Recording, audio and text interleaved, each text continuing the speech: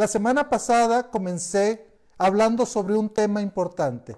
Y el tema es: el poder de Dios vence toda adversidad. Ese es el tema. El poder de Dios vence toda adversidad. Y comenzamos a ver Marcos capítulo 4, del versículo 35 al verso 41, donde hablamos cómo el Señor Jesús calma la tempestad. Y ahí aprendimos una verdad importante: que el poder de Dios vence las fuerzas de la naturaleza. Y mis queridos hermanos, hoy nos toca ver el segundo tema que está ahí pegadito, capítulo 5, versículo 1 al versículo 20. Y hoy vamos a aprender una gran verdad: que el poder de Dios vence a las fuerzas demoníacas. Mi querido, usted sabe, porque allí en su Biblia, si usted la abre en capítulo 5 de Marcos, va a encontrar el encabezado que dice: el endemoniado gadareno. Y usted a lo mejor conoce esta historia, y usted me preguntará: mi querido, ¿qué tiene que ver esto? ¿Qué tiene que ver con lo que estamos pasando, con la pandemia que estamos viviendo? ¿Qué tiene que ver el endemoniado gadareno, verdad? Déjeme decirle que el endemoniado gadareno viene a decirnos grandes verdades que tiene que ver con el poder de Dios. Y ese poder de Dios que está con nosotros, ese poder de Dios que nos va a ayudar a entender que cualquier cosa que nos esté esclavizando en este momento, Dios puede quitarla. La pregunta que tengo que hacerles, mis queridos, es el siguiente: ¿qué es aquello que te esclaviza? ¿Qué es aquello que te hace depender de algo? ¿Qué es aquello que te puede llevar a hacer cualquier otra cosa? Como por ejemplo el pecado nos esclaviza, Satanás nos esclaviza, una droga te puede esclavizar. Muchas veces nosotros mismos nos podemos esclavizar porque tenemos que vernos mejor, porque tenemos que hacer mucho ejercicio, porque tenemos que hacer tantas cosas. El trabajo, el dinero me puede esclavizar. Y ¿sabes qué? Uno mismo también. El orgullo de cada uno también nos puede esclavizar. Estamos en esta nueva serie donde Dios vence toda adversidad. Y como dije la semana pasada, vimos cómo el poder de Dios vence las fuerzas de la naturaleza. Y cómo ahora vamos a ver cómo Dios tiene también ese poder, ese control sobre aún el enemigo, que sería Satanás. Vaya conmigo a capítulo 5, versículo 1, dice de la siguiente manera: vinieron al otro lado del mar, a la región de los Gadarenos. Fíjense lo que dice el versículo 41. Entonces temieron con gran temor y se decían el uno al otro: ¿quién es este que aún el viento y el mar le obedecen? Bueno, calma la tempestad. Y dice el versículo 1 que vinieron al otro lado del mar, a la región de los Gadarenos. Fíjense, mis queridos, que es bien curioso, porque la ciudad de Gadara, que es de donde vienen los Gadarenos, ¿verdad?, es una región de Decápolis, y fue habitada esta ciudad por gente mezclada. Es por ahí que vamos a ver que hay animales inmundos que para los judíos de ese entonces eran como los cerdos, ¿verdad? ¿Cómo es posible que los cerdos pudieran estar ahí? ¿Sí? Entonces vamos a ver, dice que vinieron al otro lado del mar, a la región de los Gadarenos. Y cuando salió él de la barca, enseguida vino a su encuentro de los sepulcros un hombre con espíritu inmundo. Me encantaría, mi querido, mi querida, que usted vaya conmigo y veamos a este hombre que aparece. Dice que cuando salieron de la barca, enseguida vino a su encuentro de los sepulcros. Me llama la atención esto, ¿verdad? Algunos piensan que los sepulcros no es como lo que nosotros conocemos hoy en día como un cementerio, ¿sí? Sino los sepulcros eran cuevas que la misma naturaleza hacía o que se hacían, donde la gente sin dinero o la gente muy necesitada tenía que irse a refugiar. Pero eran lugares inmundos. Déjenme decirle por qué. Porque algunos piensan que ahí es donde tiraban o ponían también los cadáveres. que no eran reconocidos. Entonces, por eso un hombre inmundo, como este personaje, va a un lugar inmundo también, ¿verdad? Vea algunas características que se hablan de este hombre. Dice que vino a su encuentro de los sepulcros, un hombre que tenía un espíritu inmundo, que tenía su morada en los sepulcros y que nadie podía atarle, ni aún con cadenas, porque muchas veces había sido atado con grillos y cadenas, malas cadenas, habían sido hechos pedazos por él y desmenuzados los grillos, y nadie le podía dominar. Y siempre de día y de noche andaba dando voces en los montes y en los sepulcros e hiriéndose con piedras. Veamos algunas de las características de este hombre. Número 1, vivía en los sepulcros. Número 2, poseía una fuerza anormal. ¿Por qué digo que poseía una fuerza anormal? Porque dice que venían las personas, lo agarraban, lo encadenaban, le ponían grillos y de tal manera que él se podía liberar. Algo que me llama la atención es que este hombre, aparte de ser esclavizado por el enemigo, porque dice que un hombre que tenía un espíritu inmundo, un endemoniado, no solamente era esclavizado por Satanás, porque también la gente lo tenía que esclavizar. ¿Por qué razón? Porque lo tenían que atar, lo tenían que amanatear, ¿verdad? Lo tenían que ponerle cadenas, grillos, para que pudiera estar tranquilo. Bueno, pues diríamos que estaba en una cuarentena también, ¿verdad? Sí, obligada muchas veces esta persona. Mira, dice que poseía una fuerza anormal, que daba voces extrañas. ¿Se da cuenta? Es algo anormal todo esto. Otra cosa, que sería con piedras. ¿Se puede imaginar a esta persona? Y si usted lee Lucas capítulo 8, versículo 26, usted se va a dar cuenta que él andaba desnudo. ¿Se puede imaginar cómo andaba esta persona? ¿Sí? Bueno, yo cuando me imagino a esta persona me viene a la mente la Llorona, ¿verdad? ¿Se acuerda de la Llorona? ¿Sí? Que siempre gritaba, ¡ay, mis hijos! Y dicen que cuando alguien está en un sepulcro o algo y empieza a escuchar un ruidito, todos salen corriendo. Imagínense a la gente, cómo estaba la gente con este hombre. Estaba desesperada. Este hombre les daba miedo. Este hombre simplemente no lo podían ver porque estaba desnudo. Aparte estaba todo agrietado, todo herido. ¿Se puede imaginar? Una persona en la cual debemos de analizarla. ¿Por qué? Porque era una persona esclavizada, era una persona que no tenía a Dios, que no había tenido ese encuentro con Jesús. Pero eso va a cambiar más adelante, cuando Jesús llegue a ese encuentro. Dice la Escritura, hermanos, que el versículo 6 dice que cuando vio pues a Jesús de lejos, corrió y se arrodilló ante él. Fíjense, es algo curioso. Una persona que no respetaba a nadie, una persona que no podía ninguna otra persona verle.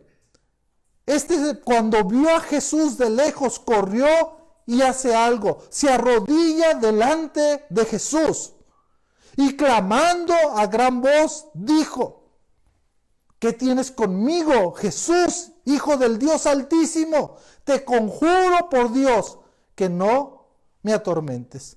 Algo interesante, mis queridos, es que si nosotros vemos la historia pasada, si ustedes ven y lo comparan, mis queridos, con los discípulos que están en la barca, ¿sí?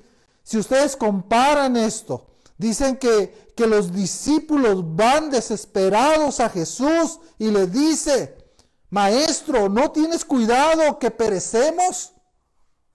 ¿Sí? Imagínense ahora este hombre clamando arrodillado a gran voz, diciendo: ¿qué tienes conmigo, Jesús, Hijo del Dios Altísimo? Verso 8 dice: porque le decía: sal de este hombre, espíritu inmundo. El Señor Jesús, luego atacando la necesidad de este hombre. Así como el Señor Jesús, mis queridos, aunque ustedes no lo vean, el Señor Jesús está ayudándonos en cada necesidad que nosotros tenemos. La necesidad de este hombre es que él tenía que ser liberado de esa esclavitud. Porque le decía: sal de este hombre, espíritu inmundo. Y le preguntó, dice el verso 9, ¿cómo te llamas? Y respondió diciendo: Legión me llamo, porque somos muchos. Déjeme decirle, hermanos, que una legión era una división del ejército romano, compuesta entre 5,000 y 6,000 soldados de infantería, además de caballería. Y las legiones formaban el brazo fuerte con el cual Roma había conquistado, subyugado al mundo conocido en ese entonces.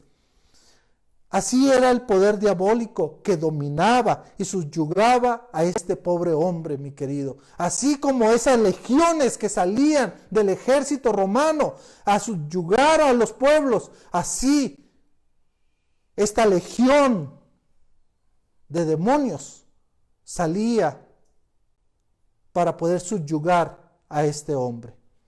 Vea lo que pasa, dice el verso 10. Y le rogaba mucho que no los enviase fuera de aquella región. Estaba ahí cerca del monte un gran hato de cerdos paciendo. Por eso les decía, la ciudad de donde vivía este gadareno eran mezclas. ¿Por qué? Porque en las ciudades de los judíos no iba a haber tanto cerdo como dice aquí, ¿verdad? Porque para ellos era un animal inmundo. Es por eso que hay tanto cerdo en este lugar. Vean lo que dice: estaba ahí cerca del monte un gran hato de cerdos paciendo, y le rogaban todos los demonios diciendo: envíanos a los cerdos para que entremos en ellos. Recuerde que eran espíritus inmundos. ¿A dónde se tenían que ir? Si vivían en sepulcros inmundos, ¿a dónde querían ir? A animales ahora inmundos, como eran los cerdos. Envíanos a los cerdos para que entremos en ellos.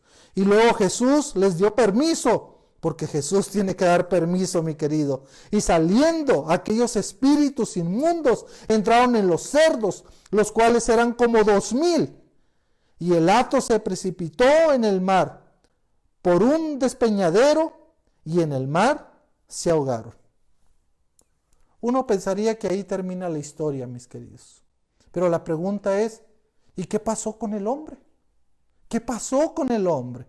Porque el hombre, el endemoniado, tuvo un encuentro con Jesús. ¿Qué pasó con este hombre? ¿Qué pasó con él? Si ahí dejáramos la historia, no íbamos a saber qué es lo que pasó con este hombre. Pareciera que este hombre, entonces, salieron los espíritus inmundos, entonces quedaría en libertad. Ya el demonio ya no estaría con él, ya no tuviera la legión, pero no solamente tenía que ser liberado de los demonios, también de los pecados. Vean lo que dice la escritura. Dice el verso 14: y los que apacentaban los cerdos huyeron y dieron aviso en la ciudad y en los campos, y salieron a ver qué era aquello que había sucedido. Vienen a Jesús y ve al que había sido atormentado del demonio y que había tenido la legión, sentado, vestido y en su juicio cabal, y tuvieron miedo. Es que si hay una gran diferencia, mi querido, mi querida. ¿Se acuerda cómo era el endemoniado? ¿Se acuerdan las características que yo le había dicho? Que vivía en los sepulcros, que poseía una fuerza anormal, que daba voces extrañas, que sería con piedras, que andaba desnudo. Después de un encuentro con Jesús, donde el Señor Jesús lo libera, y no solamente lo libera del poder del demonio o de los demonios, o de Satanás. También hay una liberación de sus pecados, de su alma. Y ahora encontramos a este hombre vestido, sentado y en su juicio cabal. Me llama la atención, mis queridos, sentado, vestido y en su juicio cabal. ¿Sí?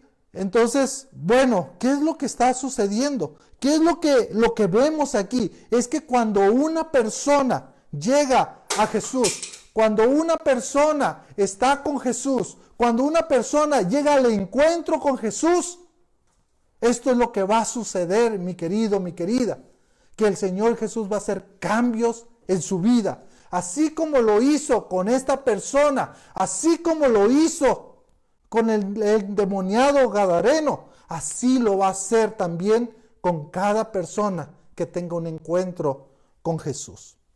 Ahora, qué bonita historia. Fíjese que esta historia se le conoce como el endemoniado gadareno, ¿verdad? Yo le pondría lo siguiente. Yo le pondría el exendemoniado. ¿Por qué? Porque ahorita lo tenemos sentado, vestido y en su juicio cabal. ¿Se da cuenta? Así lo tenemos. Sigamos leyendo lo que dice la Escritura. Dice el versículo 15. Hay algo que quiero hacer mención ahí en ese verso 15 y son las palabras finales, que dice que vienen a ver a Jesús, tanto los dueños de los cerdos como aquellas personas que vienen a enterarse de lo que está sucediendo, y dice que tuvieron temor. Me llama la atención esto, porque no es la primera vez que hay temor. También los discípulos, si usted va conmigo, en el verso 41 de capítulo 4, dice, entonces temieron con gran temor, y se decía el uno al otro, ¿quién es este que aún el viento y el mar le obedecen? ¿Sabe qué, mi querido? El temor no viene por Jesús. Jesús no era como este endemoniado que producía temor al ver, que producía miedo. No, no, no. Lo que produce miedo es ver las obras de Dios, es ver cómo Dios calma, es como ver cómo Dios pone en bonanza, es ver cómo Dios pone tranquilidad a la naturaleza, pero no solamente a la naturaleza, sino también la gente tiene temor porque ven a un hombre sentado, vestido y en su juicio cabal, cuando antes era todo lo contrario. Y la pregunta sigue siendo, ¿y quién es este hombre? ¿Quién es este hombre? Dijeron los discípulos, que aún el mar y el viento le obedecen. ¿Quién es este hombre? Dirían ahora estas personas, los dueños de los cerdos, la gente que vino a ver qué estaba sucediendo, que puede liberar a una persona que está esclavizada por el poder del enemigo, por el poder de los demonios, pero también por el pecado. Tremendo, ¿no creen, mis queridos? Mire, en el Antiguo Testamento el pueblo de Israel le tenía miedo a Dios y mandaban al pobre Moisés que subiera a hablar con él, ¿verdad? No, nosotros no vamos a ir. ¿Por qué? Porque ese pueblo vio cómo abrió el mar, vio cómo derrotó a todos sus enemigos. ¿Sabe qué, mi querido, mi querida? Muchas veces el temor a Dios debería estar en primer lugar en nuestras vidas también. Saber quién es nuestro Dios y tener temor también, mis queridos. Sigamos leyendo, dice la Escritura, verso 16. Y le contaron lo que habían visto y cómo le había acontecido al que había tenido el demonio y lo de los cerdos. Y comenzaron a rogarle que se fuera de sus contornos. Hermanos, si es el gran Jesús, el gran Maestro, que está haciendo milagros.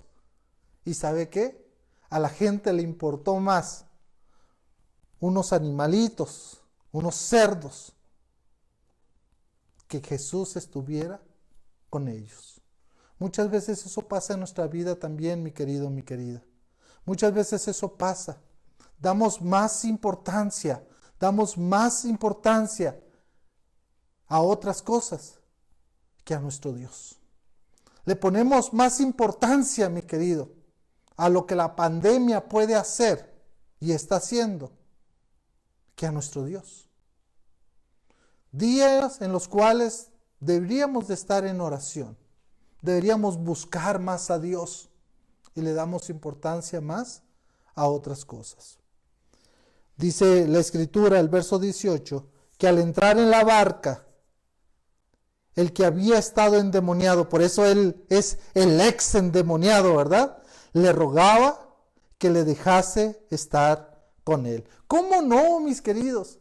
Agradecido estaba este hombre. ¿Cómo no? Iba a estar agradecido, pues lo libró, lo liberó de esta legión de demonios que tenía, de sus pecados. Ahora él quería dar su vida para él y le rogaba, le decía, déjame estar contigo. Verso 19, mas Jesús no se lo permitió, sino que le dijo, vete a tu casa, vete a los tuyos y cuéntales. ¿Qué les vas a contar? Cuán grandes cosas el Señor ha hecho contigo y cómo ha tenido misericordia de ti. Ay, mi querido, esto es lo que nosotros deberíamos de estar haciendo en este momento. La gente está desesperada. La gente cuando iba a ver al exendemoniado, verlo en su cabal juicio, y le iban a preguntar, y él solamente tenía que decir dos cosas: la grandeza del Señor y la misericordia de nuestro Dios. La grandeza del Señor, cómo el Señor pudo liberarle, y la misericordia de Dios que tiene para con él. Esas son las dos cosas que nosotros debemos de mencionar. Esas son las dos cosas que nosotros debemos de tener en nuestro lenguaje. Hablar de las maravillas de nuestro Señor y de la misericordia que Él tiene para con nosotros. Ayer escuché a alguien que decía, hoy la gente está más receptiva de escuchar el mensaje. Perfecto. Es cierto, tenemos que estar en casa, pero nos podemos conectar, podemos hablar por teléfono y podemos recordarle a nuestra familia que nuestro Dios sigue haciendo milagros. ¿Habrá cosa difícil para Él? Dijo el ángel a María. ¿Habrá cosa difícil para Él? Nuestro Dios sigue haciendo milagros, mis queridos. Y nuestro Dios sigue teniendo misericordia de nosotros. Sigue teniendo misericordia de nosotros. Porque dice la Escritura que nuevas son cada día sus misericordias. Dice el verso 20, y se fue y comenzó a publicar en Decápolis cuán grandes cosas había hecho Jesús con él. Y todos se maravillaban. Mire, cuando la persona anuncia las maravillas de nuestro Dios, cuando las personas anuncian que Dios está con nosotros, cuando dice cómo Dios provee, cuando dice cómo Dios me ha ayudado, cuando dice que la misericordia está ahí, la gente se maravilla. Se maravilla, mis queridos. ¿Saben qué? Debemos de recordar eso. Debemos de recordar que las maravillas de nuestro Dios son diarias, que la misericordia de Dios es diario. Debemos de recordar. Mis queridos, ¿quieren que las personas se maravillen? ¿Quieren que las personas hablen de Dios? ¿Hablen de Jesús? Cuéntele usted cuál es la maravilla que Dios está haciendo en su vida. ¿Sabe, mi querido, mi querida? Escuchamos testimonios de cómo Dios está levantando a personas. De cómo Dios ha levantado a personas que estaban con el coronavirus y la han podido levantar. La misericordia de Dios. Mis queridos, usted y yo podemos hablar de la misericordia de Dios. Y no solamente de la misericordia, podemos hablar todavía de los hechos reales de la grandeza, de los milagros que hace Dios con nosotros día con día. ¿Qué podemos aprender, mis queridos? Tal vez usted está siendo esclavizado por algo, por el enemigo, por el pecado. A lo mejor usted está siendo esclavizado, mi querido, mi querida, por una droga. Tal vez usted está siendo esclavizado por el temor. Y Dios quiere que veas sus maravillas. Dios te quiere liberar. Dios quiere liberarte, mi querido, mi querida. Dios quiere que conozcas a Jesús. Y conoceréis la verdad, y la verdad os hará libre. La verdad nos va a hacer libre, y la verdad es el Señor Jesucristo, porque Él dijo: yo soy el camino, yo soy la verdad, y yo soy la vida. El que viene al Padre, el que viene al Padre por el Hijo, tiene la vida, mi querido. Debemos de recordar eso. Así que usted y yo tenemos que proclamar esto. Pero usted que a lo mejor me está escuchando, que nunca le ha pedido al Señor Jesucristo que entre a su corazón, es el momento para hacerlo. Dígale: Señor Jesús, reconozco que soy pecador. Reconozco que no me puedo salvar a mí mismo. Reconozco que estoy siendo esclavizado por mi pecado. Te pido que puedas limpiarme, que puedas liberarme de este pecado, Señor. Te entrego mi vida. Sé mi Salvador. Sé mi ayudador. Pero si a lo mejor tú eres un hijo de Dios y a lo mejor estás esclavizado por el temor, dice la Escritura: no temas porque yo estoy contigo, no desmayes porque yo soy tu Dios que te esfuerzo, siempre te sustentaré con la diestra de mi justicia. Confía en el Señor, confía en el Señor. Padre, te doy gracias por su palabra, porque hoy hemos aprendido una gran verdad, Señor, que el poder de Dios vence las fuerzas demoníacas. Señor, hay personas que piensan que hay demonios sueltos, Señor. Y algunos piensan que esta pandemia, todo puede venir de ahí, Señor. Yo lo único que sé, Señor, es que tú tienes control de todo lo que sucede. Y que si el enemigo está dando problemas, usted lo vence, porque usted lo venció en la cruz del Calvario. Señor, nosotros confiamos, Padre Santo, que usted es soberano, que usted está sentado sobre un trono alto y sublime, y que a usted no se le pasa nada, que usted tiene en control aún, Señor, de esta pandemia. Y cuando usted quiera, usted va a dar la cura, usted va a poner un alto a esta pandemia, Señor. Por tanto, Señor, cuídenos a nosotros, cuide a sus hijos, Padre Santo, cuide a su iglesia, Padre, por favor. Ayúdenos, Padre Santo, y bendíganos.